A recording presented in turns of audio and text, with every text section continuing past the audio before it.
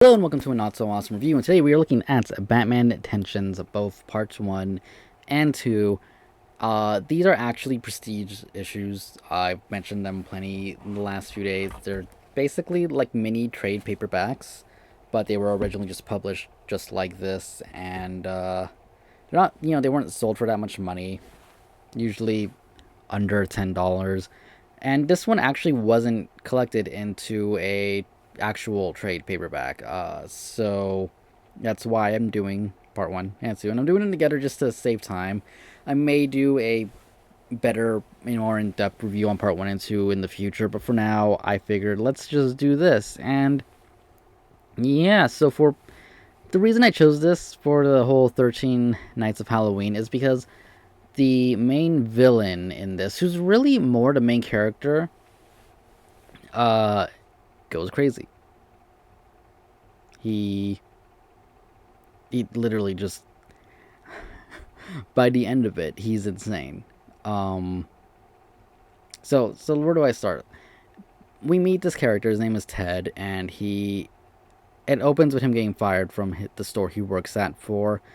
We see in a little flashback he attacked a woman, and then we find out his mom just died, and then he decides like he thinks he sees the future. Is basically what's happening here. It's why he attacked the woman. He's hallucinating, or he's seeing the future. But he talks about this a great deal. He can't stop it. It's driving him a little bit crazy. And then he's at a bar, and these criminals find out, and they kind of recruit him to help. But during the heist, he kind of freaks out and decides he doesn't want to be part of it anymore. Batman comes in and busted it up, but it's kind of funny because he kind of knocks himself out and gets captured, and that's the story for part 1.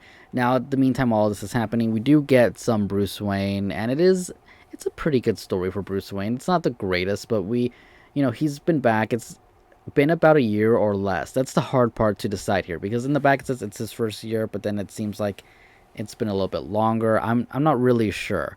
I think it's been longer than a year. Maybe it's at that 12-month mark, but you can see he's uncomfortable at these charity balls and stuff.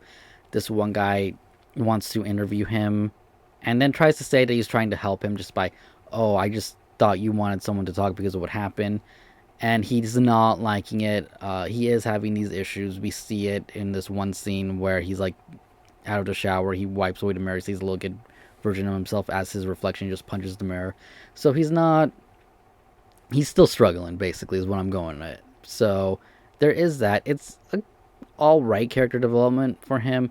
The main story does lie with Ted, who Bruce does go visit in prison, and this is at the start of issue 2, because he says it's because he owns the building. The stuff he says to him, we find out that he may not be seeing the future anymore, maybe his own future, and he's definitely going really insane. And by the end of it, he's lost it. He goes to visit his dad, and that's when his insanity reaches its climax, and the whole final, I guess you could say, battle begins. It's an interesting story.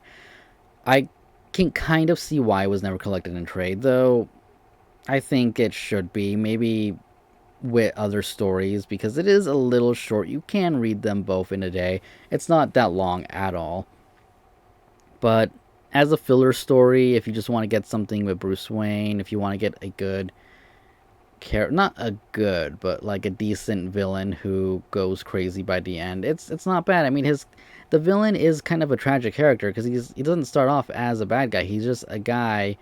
He's having these weird visions, and eventually he goes insane, and it's a little sad, I mean, his mom, literally, he mentions his mom just died as they're firing him from his job, but he kind of deserves it for what he did, though it's not his fault.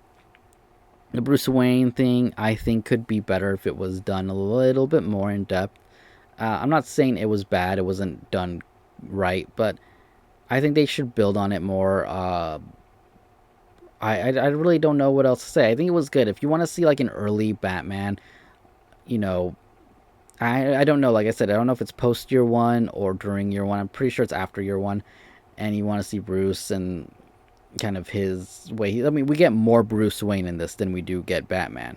So if you want to see more Bruce Wayne than anything, I think this is a good book to check out. It's really cheap. They don't go for that much money on eBay.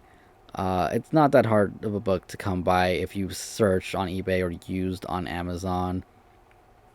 Aside from that, I really got nothing else to say about it. I would give it a 3.8 out of 5 because I don't know. It could have been longer.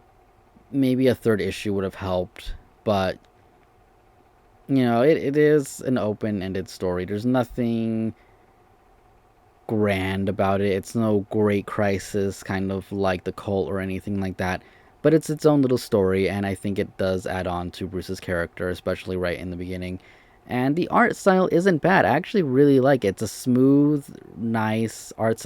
It's it's something that I wouldn't mind seeing animated. If like I saw an animated movie for Batman, it's in this art style, I wouldn't mind. I mean, Batman does his suit in it, I should say, looks a little bit weird, but aside from that, I have no issues with it. I really, really like the art style on this. Actually, it's just really clean and cartoony.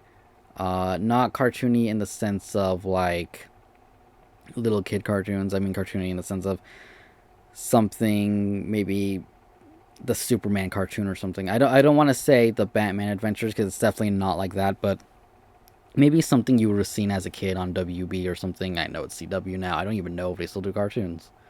Do they still do cartoons? They still have a Saturday morning thing? They still do weekday things? I don't know. I don't know.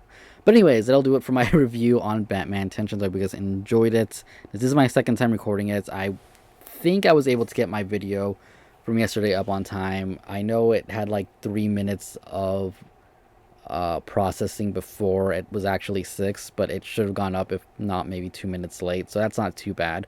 Sorry for that rush review, but this one I had more time, so hopefully it came out maybe even better than the first time I recorded it. So there is that.